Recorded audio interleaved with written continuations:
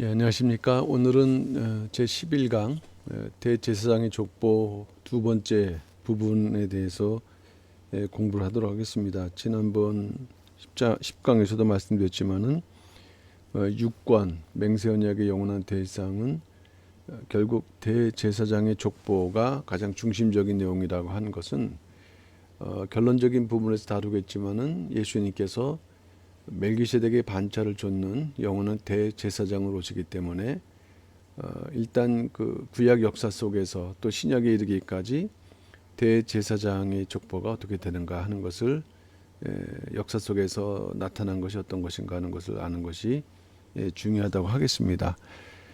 그래서 이 족보는 한 1500년간에 걸쳐서 이제 아론부터 시작해서 AD 70년 로마 디도 장군에 의해 예루살렘이 멸망될 때까지 74명이 77대로 이루어지는 족보가 되겠습니다. 그 가운데 이 77대를 우리가 살펴볼 때 성경에 기록된 내용, 그리고 성경 이후에 그 유대 고대사를 비롯한 역사서로 이렇게 연결해 갖고 살펴보는데, 우리가 지난번 강의에서는 성전별 구분에 해당되는 그러한 대제사장의 족보를 공부했습니다. 성경에서 성전별로는 첫째 모세의 장막 성전이 있었고요. 이것이 지난번에 공부했던 내용이고요. 오늘은 솔로몬 성전, 그 다음에 솔로몬 성전부터 수룹바벨 성전, 그리고 헤롯 성전, 이렇게 성전별로는 이제 진행이 됩니다. 그러나 이 족보상으로 볼 때 오늘 우리가 공부하게 될 내용은 그 수룹바벨까지, 그러니까 총 29명이 성경에 기록되어 있는데 이 부분까지 내용을 오늘 공부를 하도록 하겠습니다. 두 번째, 지난주에 모세 장막 성전을 공부했기 때문에 오늘은 두 번째로 솔로몬 성전에 대해서 공부하는데, 솔로몬 성전에서는 주전 595년 또는 586년, 이때가 이제 예루살렘이 멸망하고 파괴된 해죠. 그때까지 13대 대제사장이다. 지난번에 공부할 때는 이 기간에 12대라고 이제 말씀했는데 이따 설명하겠습니다만은 요 13번째는 활동이 없이 바벨론 포로로 끌려가는 여호 사닥을 기록을 하고 있기 때문인 거죠. 엄밀하게 그 실제로 활동했던 대수는 12대까지나 성경에 요 바벨론 포로를 기록하고 있기 때문에 13대 대상으로 말씀을 드린 것입니다. 이제 솔로몬 성전은 어떻게 건축됐는가? 다윗은 성전 짓기를 열망했지만 군인으로서 피를 흘려서 하나님은 솔로몬을 통해서 성전을 짓게 하셨는데, 그 통치 4년, 요 해가 주전 959년이죠. 10월 2월에 건축을 시작했다. 그래서 제 11년 8월에 마쳤다. 그래서 6년 6개월 만에 성전이 완공되었다. 요거는 우리가 4권에서 이제 공부를 할 때 솔로몬 성전이 7년 6개월이 아니고 6년 6개월이다. 요 공부를 하게 됐죠. 그것은 이스라엘 달력 체계를 알아야 되는데, 니산월, 우리와 같이 1월부터 시작되는, 또 티시리월 7월부터 시작되는 달력, 이 두 체제 가운데서 니산월로 치면은 요 10월 4년 2월부터 11년 8월까지는 7년 6개월처럼 보이지만은 티시리월 달력으로 계산할 때는 6년 6개월이라는 것을 간략하게 말씀을 드립니다. 그러면 솔로몬 성전은 최초의 고정 성전이라고 했습니다. 모리아 한산, 아브라함이 아들 이삭, 독자 이삭을 바쳤던 장소인데, 신기하게도 그곳이 바로 다윗이 오르는 타작마당에서 하나님께 제사를 드렸던 장소입니다. 이 역사적인 장소에 하나님께서 솔로몬 성전을 짓게 하셨고, 성전이 고정 성전임으로 말미암아 제사장과 레위 지파는 장막과 기구를 옮기는 수고를 덜게 했다. 그 대신에 지난번에 말씀드렸던 것처럼 반열 24반열을 나누어서 하나님께 영광 돌리는 그러한 새로운 제도를 다윗을 중심으로 해서 만들어지게 되었다라고 말씀드린 바가 있습니다. 솔로몬 성전은 586년, 이것은 제3차 포로 귀환 때인데 이때 성전이 파괴됐습니다. 그래서 959년에서 586년까지는 373년 동안이다. 373년 동안 예루살렘 중심의 하나님의 거룩한 통치의 구심점이 되었다라는 것을 우리가 알 수 있습니다. 그러면 이 솔로몬 통치, 솔로몬 성전에서의 제사장들은 어떻게 시작됐는가? 10대까지가 모세 장막 성전이라면은 11대는 사독이다. 그래서 솔로몬 성전의 첫 번째라는 말씀이죠. 이 사독이라는 사람은 이미 다윗 통치 때부터 활동했던 인물이었고, 또 솔로몬이 왕이 돼서 그 왕권을 확립할 때까지 큰 도움을 주었던 인물입니다. 첫째로 그 활동을 보게 되면 다윗이 도망할 때 다윗 편에 서서 일했다. 도망했다는 것은 압살롬이 반역한 것이에요. 아들 압살롬이지만 반역을 했다. 그럴 때 불가피하게 부끄러움을 무릅쓰고 도피했을 때 이때 그 대제사장 사독은 그를 따르는 레위 사람, 그 다음에 또 다른 대제사장 아비아달과 함께 언약궤를 메고 함께 다윗을 좇으려고 했습니다. 이 언약궤는 사실 정통성의 상징이기도 하니까 이것을 이제 메고 같이 도망가려고 할 때, 그러나 다윗은 압살롬이 왜 반역했는가? 그것은 다윗 자신이 우리아의 아내 밧세바를 범한 죄에 대한 하나님의 징계다는 것을 깨달았던 것입니다. 그러니까 우리 아내를 범할 때 또 우리 아내를 또 우리아를 전쟁에서 죽게 했죠. 그것을 그는 알고 있었고 회개했지만은 그런 것을 인정하면서 사독을 언약궤와 함께 다시 예루살렘으로 돌려보낸다. 그러나 돌려보낸 것으로 끝나지 않고 사독에게는 그 예루살렘의 정황을 항상 보고해 달라라고 부탁을 하면서 왕으로서의 자기가 해야 될 최선의 일을 다했다는 것입니다. 그 당시에 사독과 아비아달 이 두 명의 그 대상이 있었는데 이들은 최초에 이제 다윗을 협조하면서 일단 다윗의 지시에 따라 언약궤를 예루살렘의 도로 메어다 놓았습니다. 그리고 그 당시 압살롬의 편에 있었던 이 아이도벨 상당히 모략가죠. 그런데 이 아이도벨의 그 모략을 파는데 뭔가 도움을 줬죠. 그 인물은 이제 후세였고 그 후세를 통해서 된 모략들을 갖다가 그 다윗에게 전달하거나 또 그러한 모략이 성취될 수 있도록 결정적인 역할을 사독이 했다는 것입니다. 두 번째 그의 중요한 활동은 이제 다윗이 황궁을 합니다. 압살롬이 죽었기 때문에.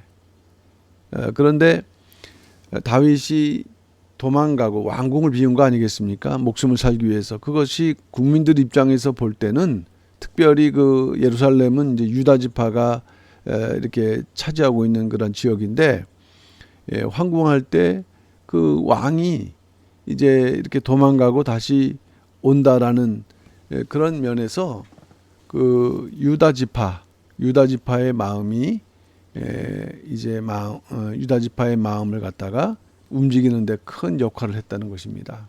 그러니까 이렇게 역할할 수 있었던 것은 사독이 그만큼 유다 그 지파의 마음을 움직일 수 있을 만큼 그 영적인 권위와 존경을 받았다는 것을 이제 말씀했고, 그래서 그 요청대로 앞장섰고 또 다윗은 이렇게 그 어려움 없이 황궁을 할 수가 있었다는 것입니다. 그리고 이제 세 번째는 솔로몬을 왕으로 세우는 일을 했다는 것이에요. 정통성이 어디 있는가? 솔로몬에게 있었다는 것이죠. 그러니까 다윗의 아들 아도니아가 이제 그 본인이 또 장자로서 솔로몬 대신 왕위를 차지하려고 이런 마음을 가졌었을 때 아비아달 이 아비아달은 아도니아의 편에 섰다라는 것입니다. 그러니까 이 아비아달은 처음에는 다윗 편에 섰다가 이제 정황을 본 거죠. 정황을 본 거예요. 하나님의 뜻의 섭리가 어떻게 흘러가는 것을 알지 못하고 정황을 보다가 이제 그 아도니아 편에 서면서 다윗과 솔로몬하고 등지게 된 데 비해서 이 사독은 끝까지 다윗과 솔로몬 편에 섰다. 그리고 나중에 나단 선지자와 함께 다윗의 명령대로 솔로몬에게 기름 부어서 왕으로 세우는 역할을 하므로 이 위기를 극복하고 이 그 통일 왕국이 유지가 될 수 있도록 큰 역할을 한 사람이 바로 사독 대제사장이었다. 그리고 네 번째로 이제 대대로 가문을 이루었다. 대제사장 가문을 이루었다는 것이죠. 그 당시까지 그 아론의 셋째 아들 넷째 아들 아닙니까? 엘르아살 계열하고 이다말 계열이. 그러니까 쭉 오면서 이렇게 이제 번갈아 가면서 번갈아 가는 것이 아니라 이제 이다말 엘리아살 계열에서 이제 이다말 계열로 이제 넘어올 때가 있었습니다. 이제 그러면서 또 이 두 계열이 계속 유지가 됐던 상황입니다. 그것은 솔로몬 성전이 건축될 때까지 성막은 기브온에 있었고 언약궤는 오벳 에돔을 통해서 이제 다윗성으로 이제 그 언약궤를 모시고 왔지 않습니까? 그러니까 성전을 짓는 계획이 있기 때문에 다윗성으로 모셔왔기 때문에 이 두 대상이 일단 공전을 하고 있었다는 것이에요. 그리고 그 제사장과 더불어 각각 제사와 또 그 섬기는 제사장들이 있었던 상황이었다는 것입니다. 자, 그런데 여기서 어떤 일이 됐냐면은 솔로몬이 왕이 됐습니다. 솔로몬이 왕이 됐을 때 엘르아살 계열의 그 대상은 사독이었고 요 이다말 계열의 아비아달은 반역자 아도니의 편에 섰다. 그러다 보니까는 대제사장직에서 파면을 당한 일이 생기면서 그 이후로 이제 두 계열 중에서 엘르아살 계열이 이제 대제사장의 계열이 되었다는 것입니다. 여기에 대해서는 왕상 2장 27절 말씀 볼 때는 그 아비아달의 파면, 이 아비아달의 파면에 대한 그 예언의 말씀이 있음을 말씀하고 있어요. 그것은 엘리의 집에 대한 말씀이 응하게 한 것이다라는 그런 말씀이었는데 그 엘리 제사장은 이제 어떤 그 죄가 있었느냐? 일단 그 아들들의 죄가 나타났죠. 그러니까 재물, 그 함부로 그 탈취하는, 그리고 여인들을 성전에 끌여서 그 강귀하는 그러한 범죄에 대해서 또 이것을 엘리 제사장이 그 아비로서 알면서도 그 엄격하게 그것에 대해서 조치하지 않는 이 모든 것들이 죄였다가 그 전쟁에서 이제 다 죽었지 않습니까? 이 죽고 그다음에 소식을 듣고 의자에 자빠져 죽고 그런 가운데에서 영원히 제사장직을 상실하게 될 것이다라는 예언의 말씀이 사무엘상 2장 30절 말씀이 있죠. 그러므로 이스라엘 하나님 나 여호와가 말하노라 내가 전에 내 집과 내 조상의 집이 내 앞에 영원히 행하리라 하였으나 이제 나 여호와가 말하노니 결단코 그렇게 아니하리라 한 것은 이 대제사장의 영원한 직분이 그렇게 된다는 의미가 아니라 바로 이 이다말 계열의 그 제사장들이 이제 엘리의 죄로 인해서 이제 끊기게 된다라는 것을 예언적으로 말씀하신 것이다라고 할 수 있겠습니다. 그리고 이제 이스라엘 역사 가운데서 포로 시대가 있는 과정에 에스겔 선지자가 그 새 성전의 환상을 보게 되는데 그 환상 가운데에서 너희들이 복귀하게 되면서의 그 제사 또 여러 가지 제도를 갖다가 하나님께서 계시하셨어요. 그 가운데에서 사독 계열이 제사장 직분 수행할 것을 다시 말씀하고 있습니다. 여기 본문에는 이제 기록되진 않았는데 에스겔 44장 15절 말씀 보게 되면은 이 사독 그 계열의 제사장을 수행할 것이라고 말씀하셨던 것은 내 성소의 직분을 지켰다라는 것이 이유예요. 어떤 어려움이 있다 할지라도 성소의 직분을 끝까지 지킨 그 계열이 바로 사독 제사장 계열이 되었기 때문에 그것을 다시 확증하고 계시다. 다윗과 솔로몬 시대에는 사독은 충실하게 그를 보필했죠. 자기 사명을 잘 감당한 것이에요. 충실한 제사장으로 하나님께서는 그들을 인정을 하신 것이에요. 충실한, 히브리 말로는 아멘이죠. 우리가 기도할 때 아멘하는, 믿다, 확실하다, 신뢰하다. 그러한 하나님의 신뢰를 받은 제사장.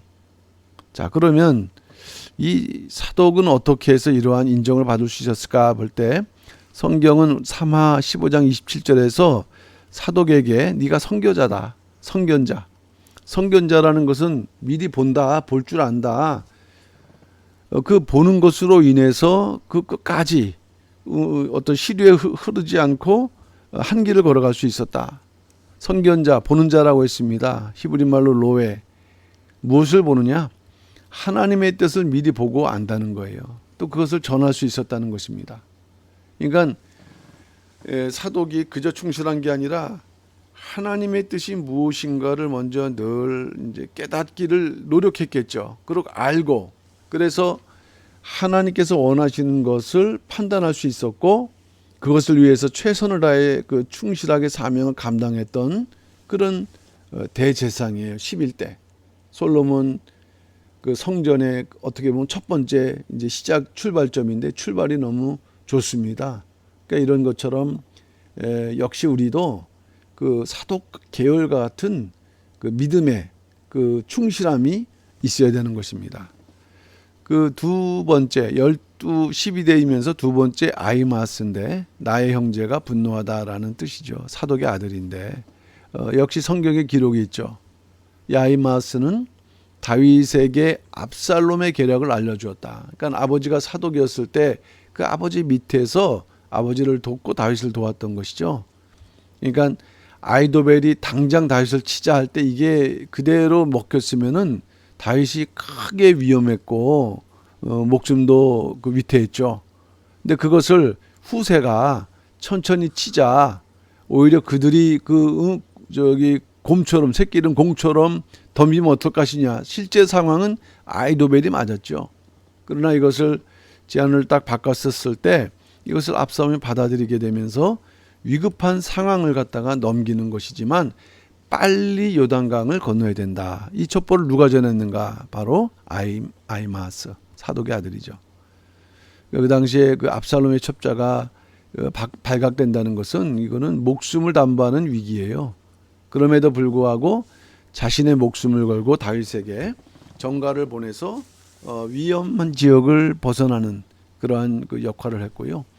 그다음에 둘째 다윗에게 승리의 소식을 전했다. 사실 요거는 어떤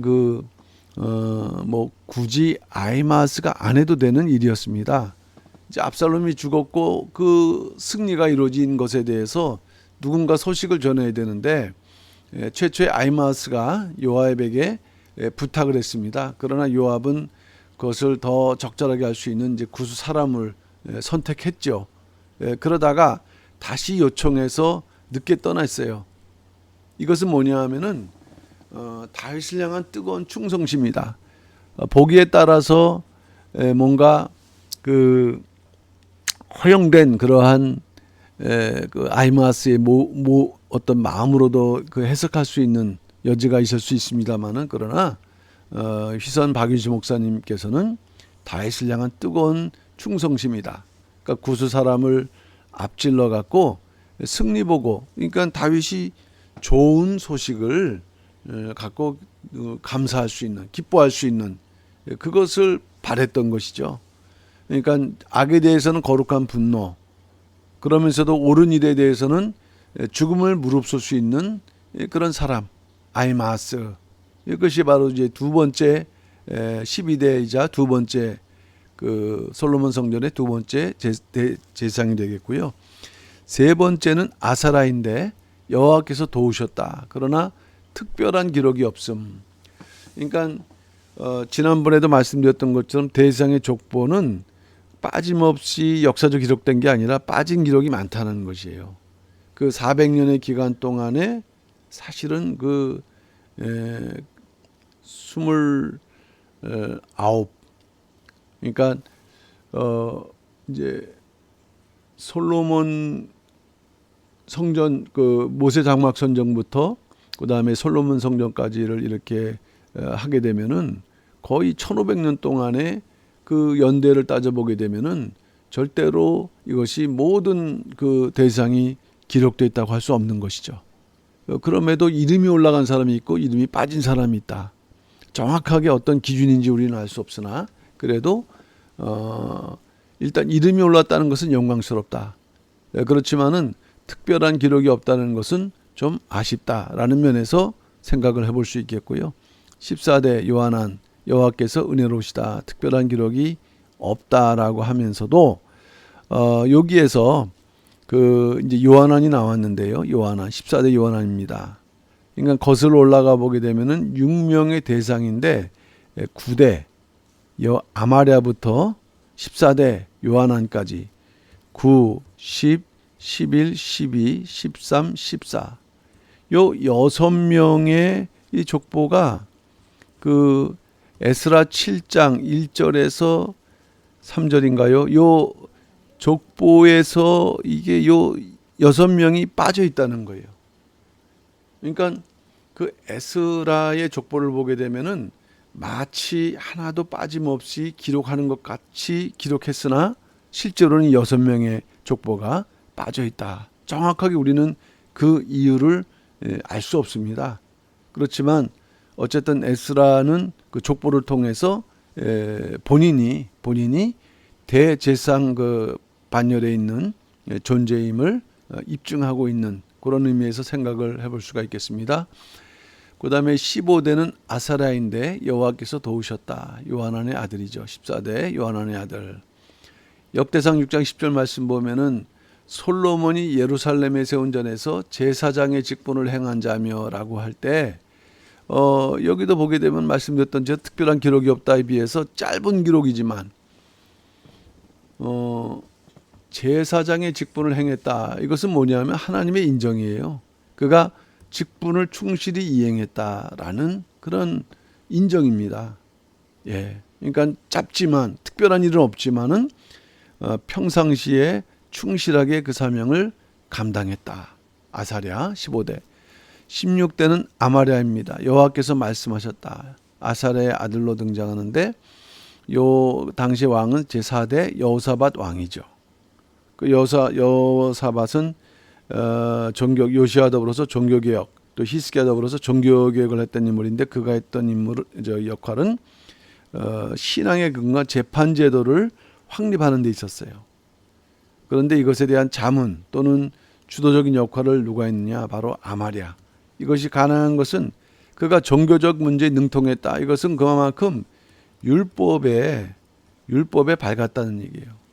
깊이가 있었다는 그런 말씀입니다. 이 저절로 된 것이겠습니까? 노력을 했겠죠. 자, 17대이자 7번째가 아이둡이다. 나의 형제는 선하다. 자, 이 아이둡은 그 육권에서도 이것에 대해서 좀 새로운 그러한 그 내용을 제시를 하고 있습니다. 일단 그 아마랴의 아들인데 특별한 기록이 없는 것 같으나 그러나 성경 전체를 연결해 볼 때는 여호와스 시대의 유명한 아주 위대한 대제사장 여호야다와 동일 인물일 것이다라는 추정을 제시를 하고 있다는 말씀이에요. 그것은 뭐냐 하면은 일단 이 시대를 계산해 볼 때 아이둡의 아버지는 이제 아마랴인데 제4대 여호사밧 시대라고 그랬거든요. 여호사밧 시대. 그리고 이후로 요 10대까지로 이제 뒤로 이제 이렇게 물러가 볼 때는 우시아 시대가 나오게 됩니다. 이것을 계산해 보게 되면 한 56년간인데 요 사이에 어떤 대제사장의 기록이 있냐면은 이 8대 요아스 시대의 대제사장이 바로 여호야다이고 그 아들 스가랴예요.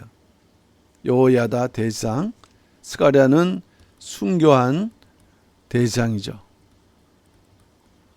그러니까 이것이 이러한 면에서 분명히 그 족보의 대수에는 다르게 기록되어 있으나 왕들을 통해서 그 연관된 그 사이의 대상을 살펴볼 때는 바로 제8대 요아스 시대가 되고 여호야다와 그 아들 스가랴가 그 실제적인 역사로 이제 기록되어 있기 때문에 여호야다와 아이두분 동일 인물일 것이다라고 이제 한 것이죠.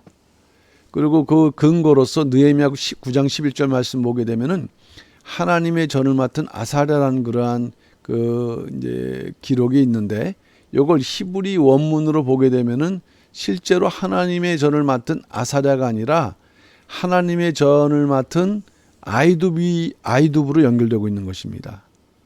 그러니까 하나님을 맡았다는 총책임, 대상을 의미하는데 이 맡았다라는 건 역시 인정을 하고 있는 그 부분이 되는 것이죠.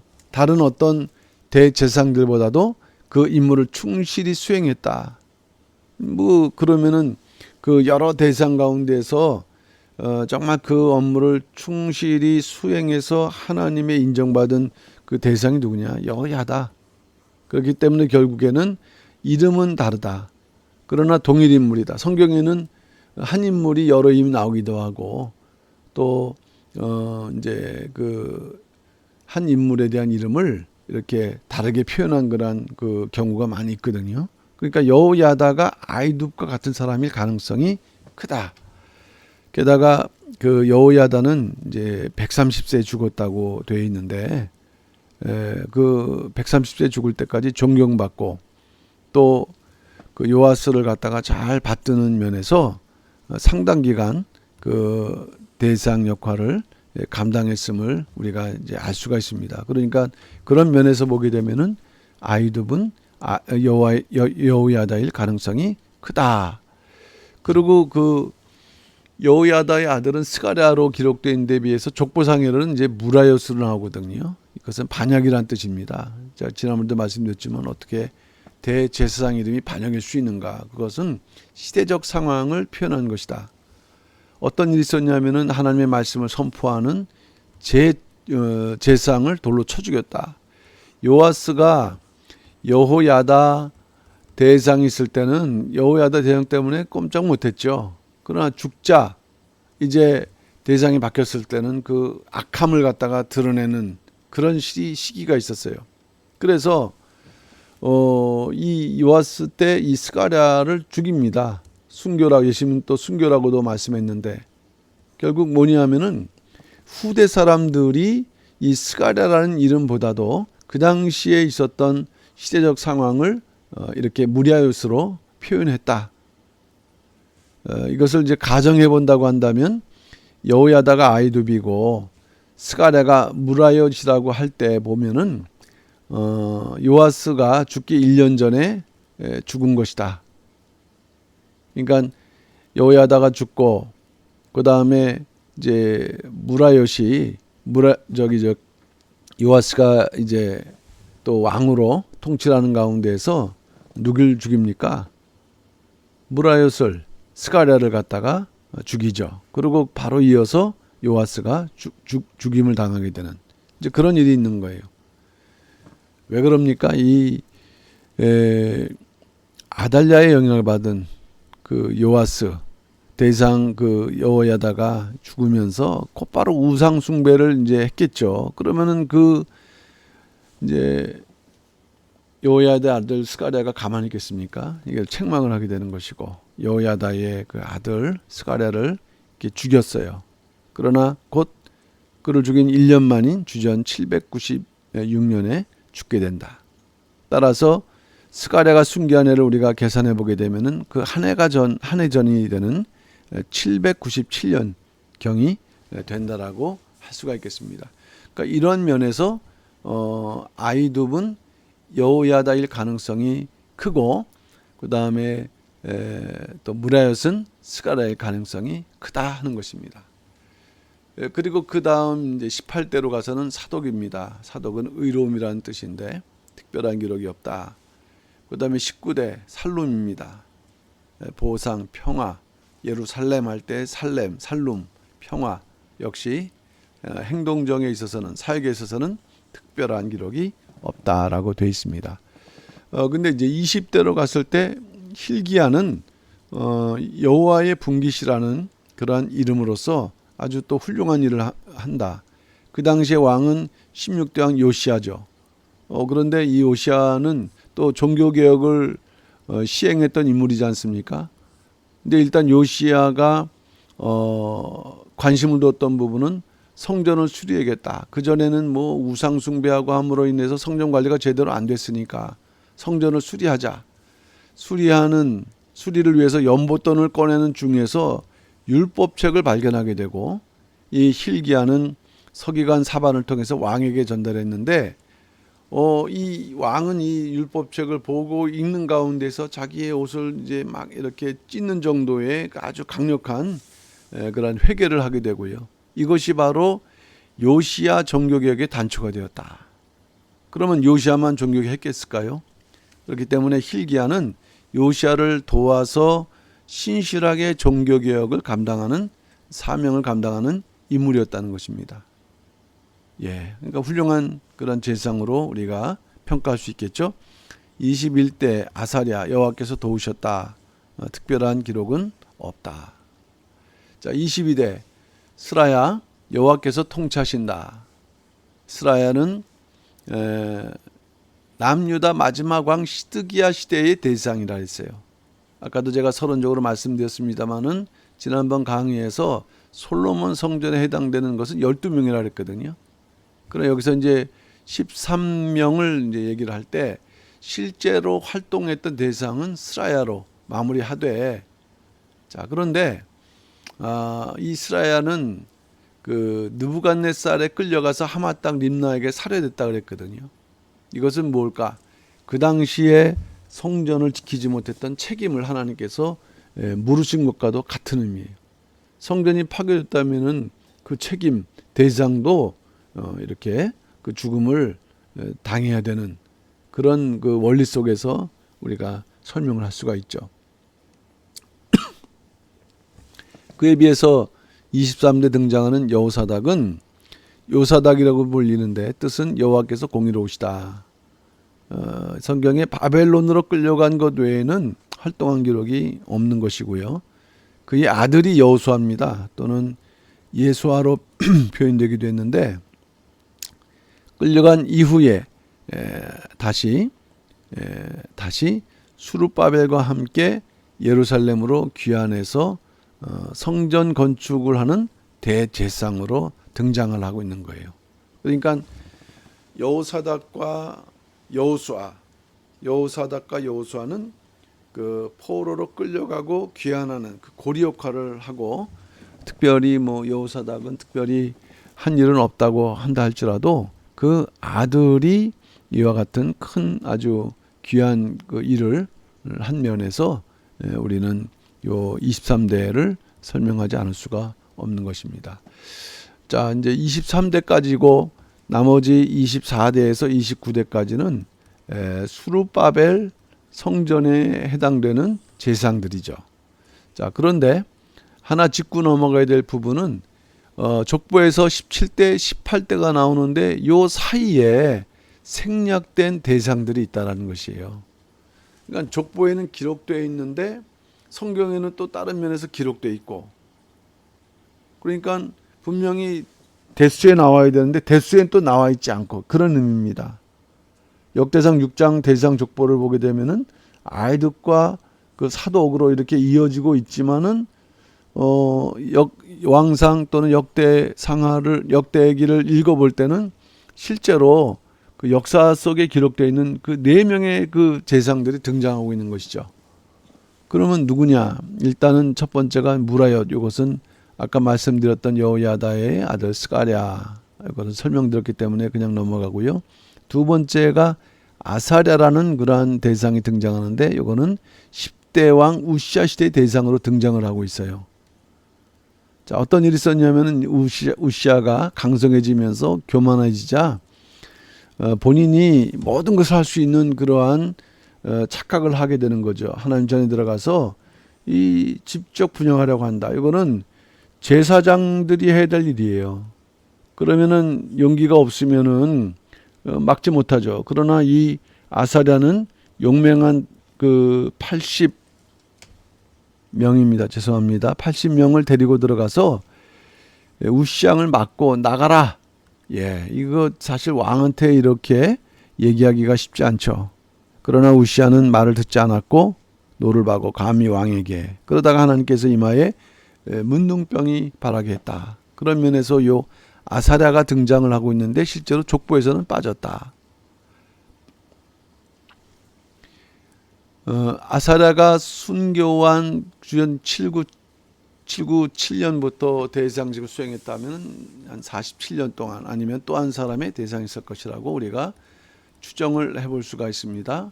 그 다음에 세 번째 빠진 인물은 우리아인데 이름의 뜻은 여호와의 불꽃이에요. 이 사람은 12대 아하스 시대, 이건 이제 좀 부정적인 존재죠.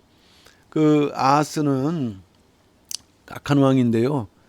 그 아수르에 가서 이 다메섹에서 온 우상 그 제도의 식양을 본 거예요. 하나님께서 명령하신 식양보다도 더 화려하고 자기 볼 때 마음이 들었던 모양이죠. 그걸 본따 갖고 제단을 만들어서 여호와의 전에 두었고 그의 제사를 드리겠다고 하니 이 얼마나 악한 왕입니까? 하나님을 정면 무시하고 도전하는. 자, 그런데 문제는 성전의 식양을 함부로 바꾸는데 우리아는 이런 아하스의 짓을 순순히 따랐다는 거예요. 순순히 따랐다는 의미 속에는 그도 뭐 동조했다 아니면은 그저 아무 생각 없이 그것을 받아들였다, 그런 의미죠. 그러니까 기준이 없는 거, 신앙의 기준이 없는 우리야. 마지막 네 번째가 아사랴인데 여호와께서 도와주셨다. 오늘 아사랴가 많이 나오니까 조금 우리가 복잡할 수 있는데 어쨌든 그렇게 시대말로 구분하면은 또 이해가 되리라고 생각을 합니다. 13대 히스기야 시대. 히스기야가 종교개혁을 시행하는 과정에서 백성들에게 레위 사람들의 응식을 주어 율법에 힘쓰게 하러 명령하셨다. 그러니까 종교개혁이 시작하면서 많은 사람들이 유월절 또 드리고 하다 보니까는 정말 감사하고, 그래서 음식을 이렇게 나눠주라라고 할 때 이제 또 그렇게 되기 위해서 또 많은 음식물이 들어야 되지 않겠습니까? 또 그것을 나눠준다고 할 때 누가 이것을 보고했느냐? 아사랴가 보고를 했어요. 족하게 먹었고 남은 것이 많이 쌓였다고 히스기야에게 보고했다. 그러니까 이런 면에서 볼 때 그 중요한 일을 잘 처리하는 그런 지도자였다는 것입니다. 아사랴가. 하나님의 전을 관리하는 아사랴라고 표현한 거 보게 되면은 이건 당연한 일인데 이렇게 표현한 것을 보면은 그 기준에 충족한다, 잘하고 있는 훌륭한 대상이다라는 의미가 되겠습니다. 자, 세 번째는 이제 수룹바벨 성전. 아까도 말씀드렸던 것처럼 수룹바벨은 6명. 그러니까 29명이 성전에 관련된 제사장들인데 10명 그리고 13명, 이제 요 한 명은 아까도 말씀드렸던 것처럼 이제 요 사닥을 넣을 때, 그리고 마지막 수룹바벨 관련해서는 6명, 총 29명인데 이제 나머지 6명만을 우리가 이제 살펴보게 되면은 성경에 기록되어 있는 그 대상들을 다 다루게 되는 것입니다. 자, 요 기간은 주전 515년에서 그 320년 사이에 6명의 대상이다. 요때까지의 그 성경의 기록이 있다는 것이에요. 성경의 기록이. 자, 주전 586년에 남유다가 패망을 했죠. 솔로몬 성전이 파괴됐습니다. 그러나 하나님의 뜻은 귀환에 있었다. 포로 귀환을 통해서 1차 귀환할 때 537년에 귀환했고 그 다음부터 바로 성전 재건. 목표가 고레스도 야 돌아가라가 아닙니다. 들어가서 성전을 건축하라가 명령이었어요. 그 가자마자 성전 건축을 시작을 했는데 그 당시에 이제 거기에 선점하고 있었던 이방 그 왕들 또 총독들이 이게 이제 자기들의 기득권을 빼앗길 것에 대한 우려로 인해 갖고 여러 가지 회파를 잘못된 보고를 이렇게 올리고 하는 가운데 중단이 됐어요. 그러다가 16년 만에 520년이죠. 이때 다시 시작이 됐고 마침내 516년에 완성이 되었다. 귀환한 총독 수룹바벨의 주도하에서 이루어졌기 때문에 수룹바벨 성전이라고 불려집니다. 그래서 지금 구속사 시리즈가 11권 상까지 나왔는데 11권 하는 수룹바벨 성전이 주된 주제가 되겠습니다. 그러니까 포로 귀환에서 지은 성전이기 때문에 이전 솔로몬 성전과 비교할 때는 초라하죠. 솔로몬 성전은 왕이었던 다윗이 정말 하나님께 기도하면서 예물도 준비하고 또 그 식양도 마련했기 때문에 얼마나 그것이 화려하고 정확했습니까? 그러나 그에 비해서 솔로몬 그 수룹바벨 성전은 초라했다.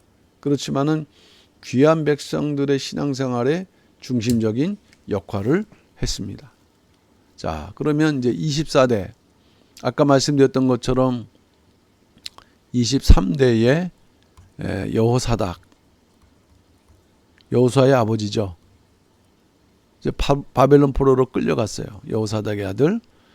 자, 끌려갔을 때 나았을 가능성이 크다. 끌려갔을 때 나았을 가능성이 크다 해서 대략 570년쯤에 태어났다라고 추정하는 이유는 사실 이것은 이제 추정이죠. 그러니까 수룹바벨도 마찬가지입니다. 그 당시에 그들이 그 공적인 임무에 수행하는 나이가 이제 30세쯤으로 일단 계산을 하면서 정확하게 우리가 단정할 수는 없지만 또 틀렸다고도 할 수 없는, 그래서 이렇게 계산해다 보게 되면은 여호수아와 수룹바벨의 나이가 비슷하게 계산이 될 수가 있어요. 그리고 이제 성전 재건을 시작된 것으로 치면은 520년에 50세. 예. 그러면은 이 여호수아는 어떻게 했는가? 첫째로 어떤 활동을 했냐 볼 때는 바벨론에서 1차 귀환했을 때 이제 첫 번째 대제사장 역할을 했죠. 537년 1차 바벨론 포로 귀환. 총독 수룹바벨과 대표로 대제사장 여호수아가 49,897명 1차로. 그러니까 많은 수지만 또 전체 70년 동안 번성한 수에 비하면은 많지 않지만 이렇듯 성전을 열망했던 49,897명을 이끌고 이제 와서 성전 재건을 위해서 앞장서서 일한 지도자다. 그러니까 대장이니까 먼저 단을 만들었고 또 그것이 우선이었어요. 번제를 드리도록 했고 성전 재건을 시작하는데 앞장선 그런 인물이다.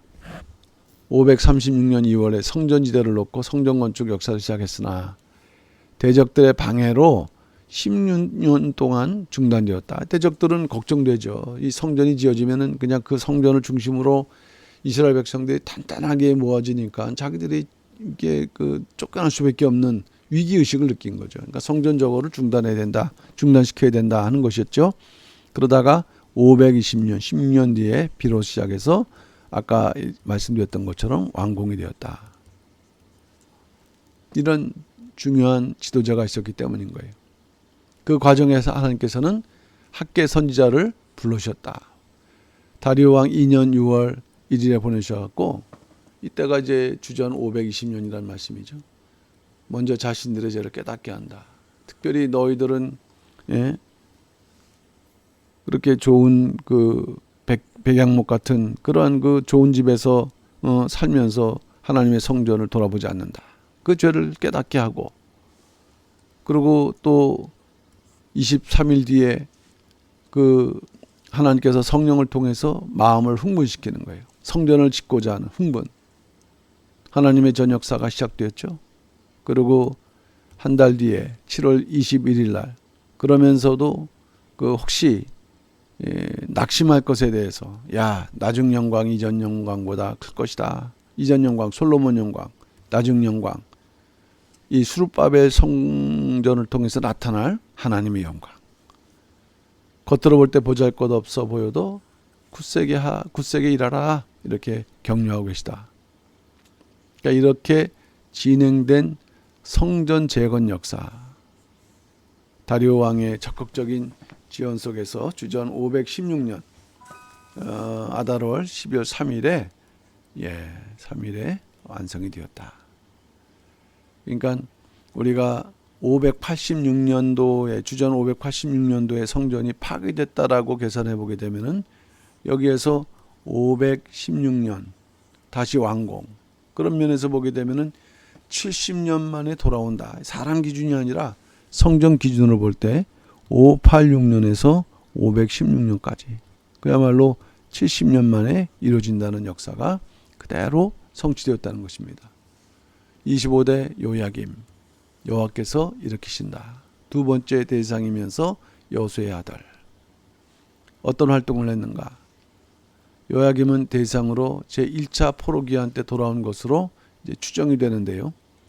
여기 보게 되면은 요사닥의 손자 예수의 아들 요야김, 예수하는 여호수아니까 결국 첫 번째 대상의 아들이 요야김이에요. 근데 여기에 이렇게 이름을 기록하는데 느헤미야 3차, 에스라 2차 이러한 인물하고 다 견주어서 기록된 걸 보게 되면 그 이전에 2차 귀환이 되기 전에 대지상이 되었던 것이 아닐까 하는 것을 우리는 여기서 살펴볼 수가 있습니다. 그리고 수르바벨 성전 건축의 재건을 도와주었던 인물이다. 여기 보게 되면 아버지 예수아를 도와서 아들들과 그 중에서 대표적인 인물이 바로 요야김이죠. 일제히 일어나 이것은 뭐냐면은 뭐 망설이거나 뭐 고민할 거 없이 그만큼 성전 있는 열망이 컸다라는 것을 보여주는 것이죠. 근데 그 이제 아들 여기까지는 좋은데 요 아들 엘리아십이 이제 문제입니다. 요 26대 세 번째 하나님께서 회복하신다는 의미인데 세 번째 대상이고 요야김의 아들이죠.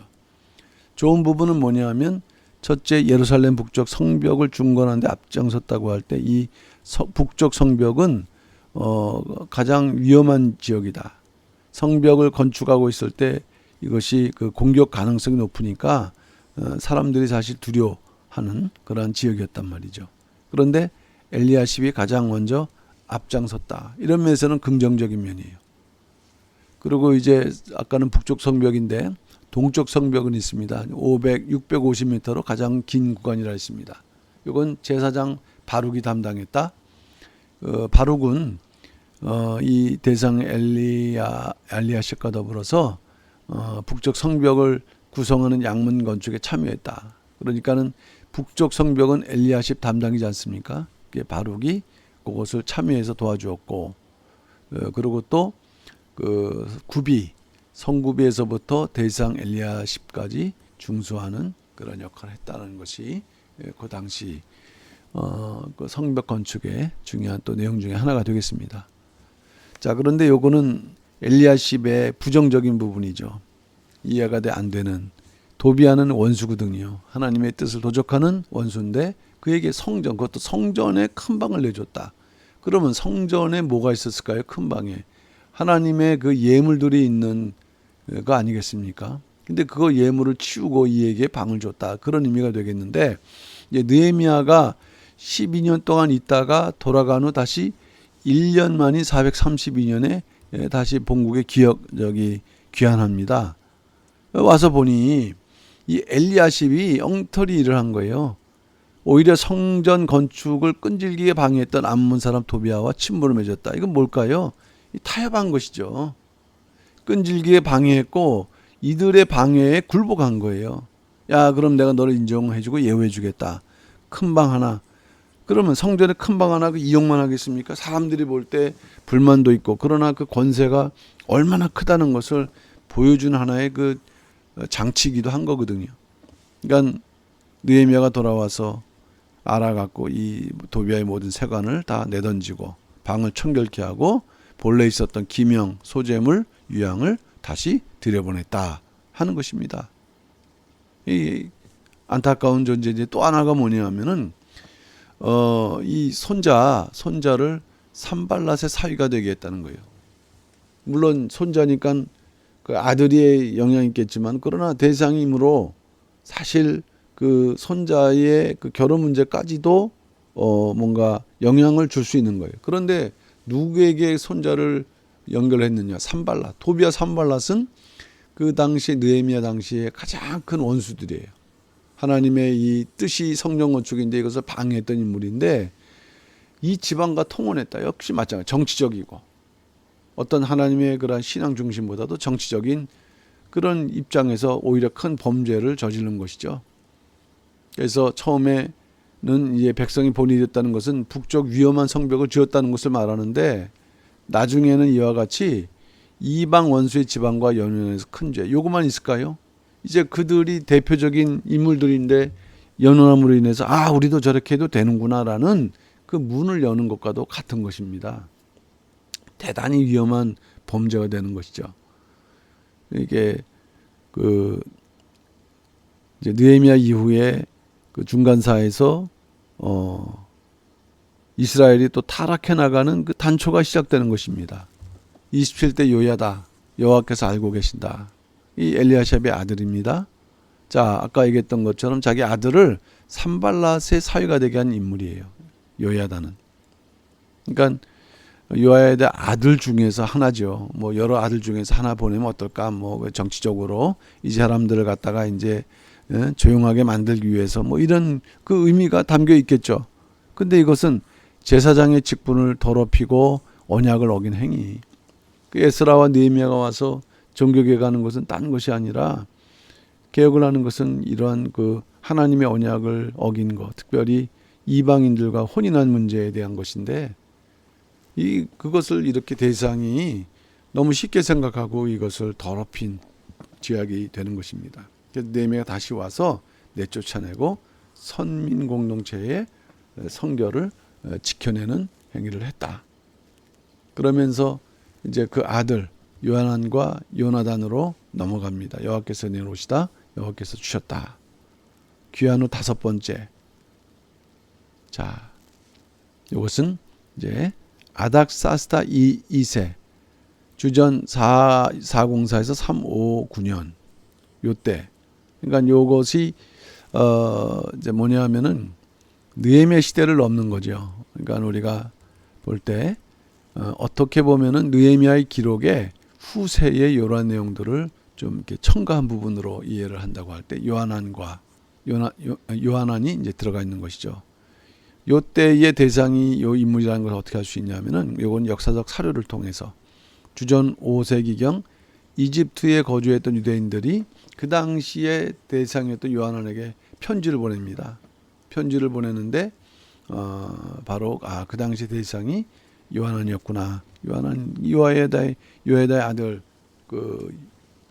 요하난이라는 것을 입증하는 그러한 내용이 되면서 자, 그런데 요하난은 불경건한 자였다. 그러니까 그 대상 직분을 가지고 동생하고 다퉜어요. 동생 이름은 예수였습니다.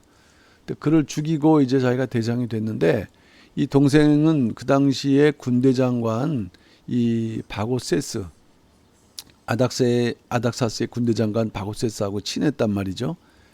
그러니까 요하난이 이제 불안했기 때문에 성전에서 싸우다가 죽였어요.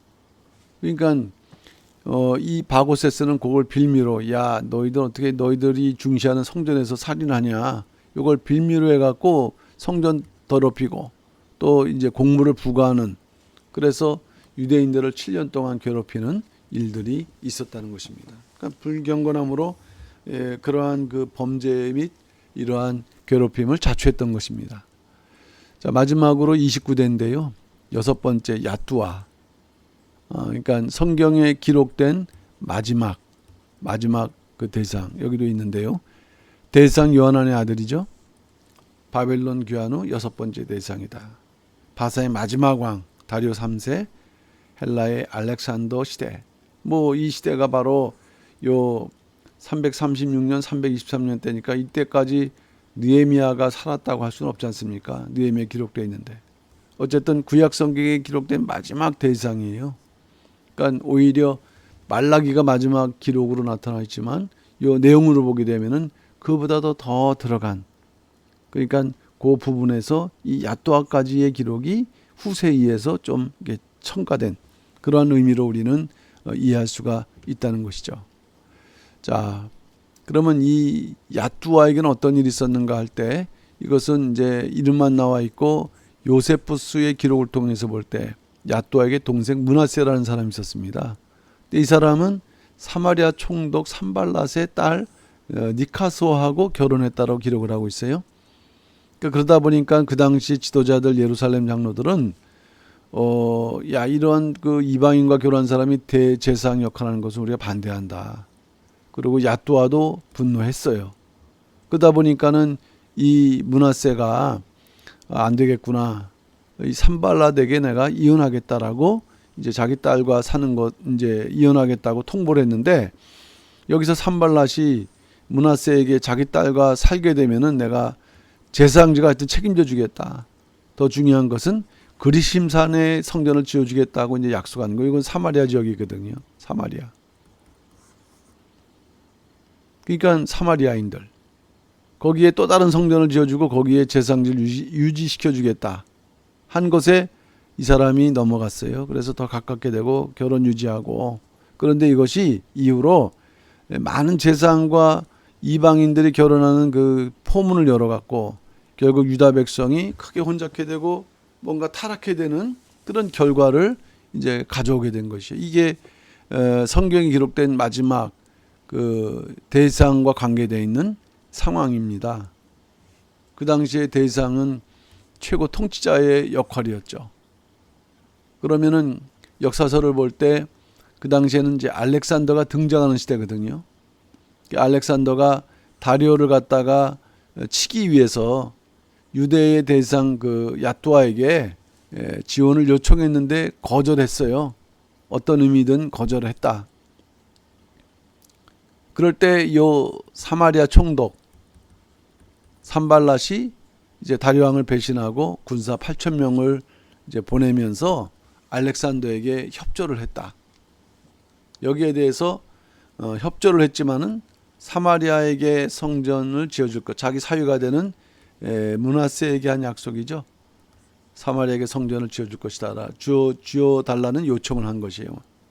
그러니까 이제 허락을 하는 거죠, 사실은. 내가 질 수 있도록 허락을 해달라. 그런 거를 요청을 했겠죠. 허락을 받았고 그리심산에 성전을 짓고 이제 초대 대제사장으로 므낫세가 지어졌는데, 이것이 그 예수님께서도 예배의 문제를 말씀할 때 유대인들에게 사마리아와 유대 이 두 가지의 그 이제 어떤 예배 방식에 대해서 말씀하게 되는 이유가 바로 여기서부터 시작된다는 것이에요. 유대인들과 사마리아 갈등의 골이 시작된 것은 유대인 입장에서는 인정하지 않았고 또 사마리아 입장에서는 이 성전을 왜 인정하지 않느냐라는 면에서 서로 이제 원수가 되는 계기가 되었다. 그러다가 주전 128년도 요한 힐카너스 1세가 이제 왕이 되면서 대상이 되면서 사마리아 지역에 쳐들어갔고 이 그리심산에 세워진 성전을 파괴하면서 일단 흔적은 남았지만 흔적은 없어졌지만은 그러한 영향으로 인해 갖고 사마리아 방식, 유대 방식의 두 가지 예배에 대한 그 내용을 통해서 참된 예배, 신령과 진정으로 드리는 예배에 대해서 예수님께서 요한복음 4장 23절 24절에서 말씀하신 바가 있습니다. 이때 이제 등장하는 인물이 알렉산더라 했습니다. 알렉산더 대왕. 33세의 그 아주 젊은 나이에 세계를 제패를 하고 요절한, 우리가 알렉산더를 대왕이라 하지 않습니까? 이 알렉산더는 그 성경에 등장한 인물이에요. 예언적으로. 그래서 야뚜아는 내가 이제 그 거절했기 때문에 보복을 당할 것이다라는 두려움에 사로잡혔지만은 꿈에서 야 알렉산더 편에 서라, 하나님의 응답을 받아요. 그래서 이 응답에 따라서 야뚜아는 모든 유대인들이 예루살렘에서 알렉산더를 환영하도록 합니다. 또 알렉산더 역시 그것을 받아들였고요. 근데 알렉산더가 이렇게 이것을 좋은 마음으로 받아들이게 된 것은 다니엘 예언을 그는 의식한 것입니다. 헬라인이 바사 제국을 멸망시킬 것이다. 요 다니엘 8장 21절, 11장 3절 요 말씀 볼 때는 이런 기록이 나오는데 얘네 자신을 가리키는 것이구나. 그러니까 아마도 야뚜아가 이런 응답을 받으면서 이제 그 응답에 대한 그 내용을 갖다가 이 다니엘 예언을 통해서 아마 전달한 것이 아닌가, 우리는 이렇게 추정을 해볼 수가 있겠죠.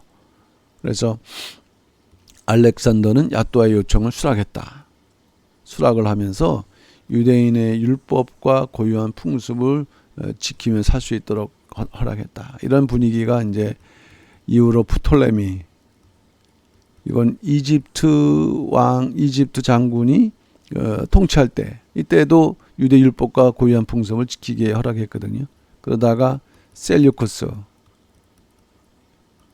요거는 이제 시리아 쪽인데, 여기가 잡게 되면서 어느 순간부터는 유대인의 율법, 종교, 모든 풍습을 갖다가 이제 다 말살하고 그 자기들 것을 따를 것을, 그 대표적인 인물이 그 적그리스도의 상징 안티오쿠스 4세죠. 안티오쿠스 4세. 그건 나중에 우리가 공부를 하게 되겠습니다.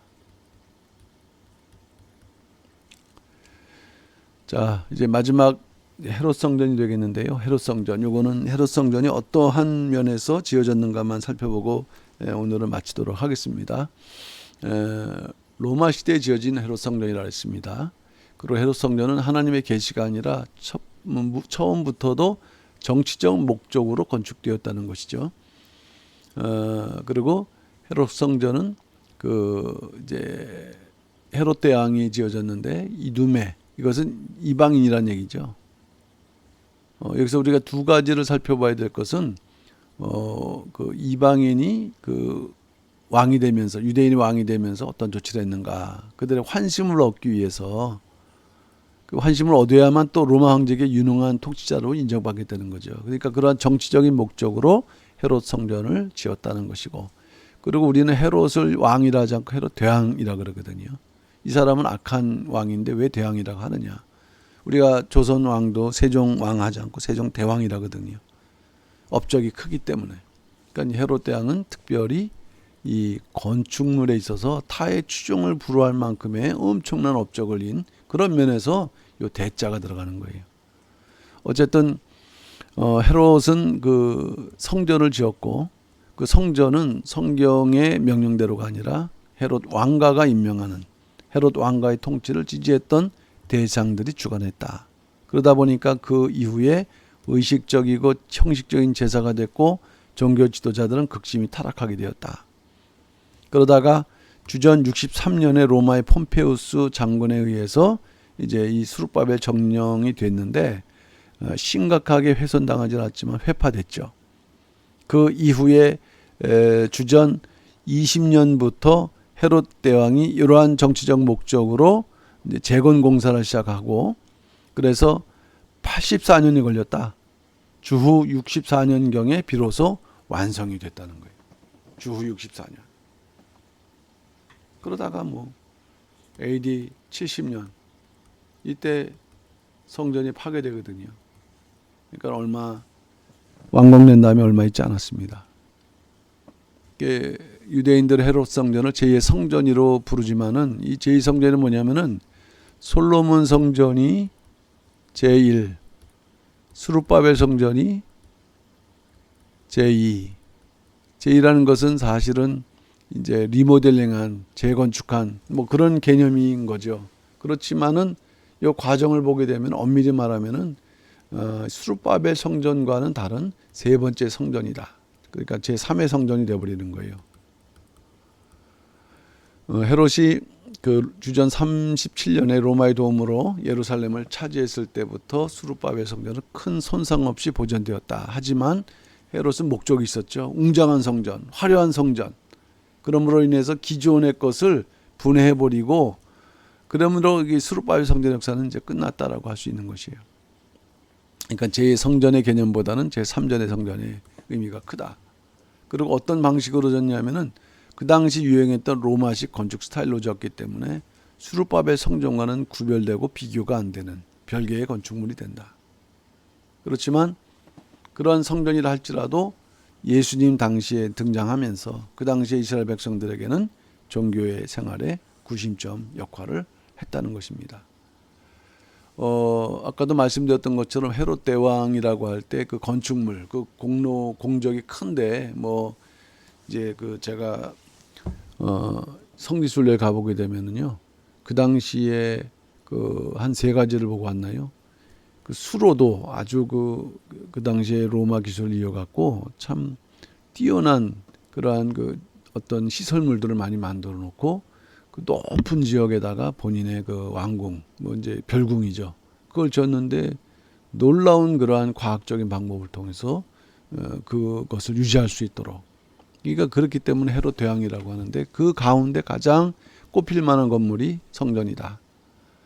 그 당시에 총독이 플로루스인데 이 헤롯 성전 창고에서 보물 몇 개를 가져갔어요. 이것이 바로 또 유대인들의 감정을 건드려서 유대인들의 멸망을 일으키게 하는 유대 전쟁의 도화선이 되었다. 헤롯 선전을 준공한 지 불과 6년 만에 예수님이 예언대로 주 70년 로마의 디도 장군에 의해서 돌 위에 돌 하나도 남김없이 다 무너뜨렸다는 것은 그 당시 소문이 요 돌 사이에 금이 깔려 있다라는 소문이 있기 때문에 이 로마 군병들이 이걸 허물면서 저 사이를 본 거예요. 이거 헛된 소문이었죠. 성전 자체가 이제 붕괴됐습니다. 이게 어떤 의미가 있느냐? 그 동안에는 대제사장 중심으로 이루어졌어요. 그런데 할 일이 없어진 거 아니겠어요?